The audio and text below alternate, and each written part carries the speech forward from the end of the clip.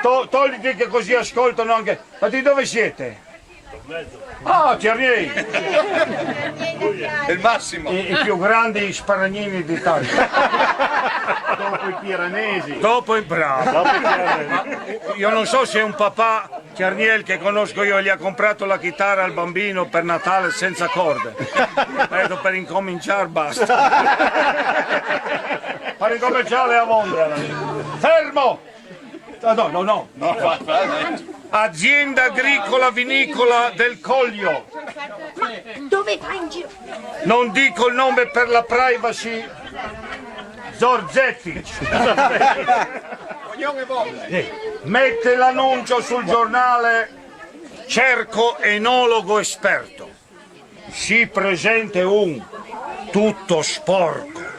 Caramello qua, unto, stivai place di leganti. Ho detto, lei cosa fa qua? Sono venuto per l'annuncio. Beh, senta, abbiamo bisogno di un enologo, ma non in quei stati qua.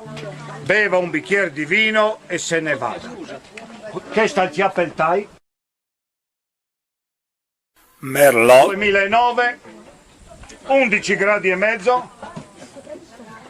Le uve non sono di Prepotto ma di Albana. Quelli che hanno pestato l'uva coi piedi avevano i piedi sporchi. Giorgetti ci ha detto che mi chiappe pal culo, mi prende in giro. Beve ancora un bianco e se ne vada. Prende il bianco.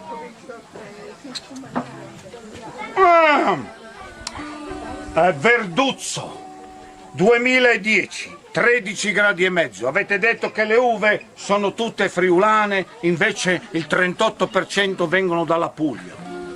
Io poi Giorgetti si è colpito al cuore, corre di corsa nell'ufficio che ha la segretaria tipo la Belen, no? Sì, con la farfalla di Bordano. Ci sono farfalle così. Non sta ridi tu. E dite alla ragazza, fai 2 gocce di pipì qua, che vediamo se il Mona fuori capisce qualcosa.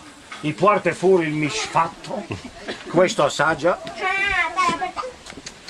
Intanto questo non è vino, questa è urina di una ragazza dai 26 ai 30 anni.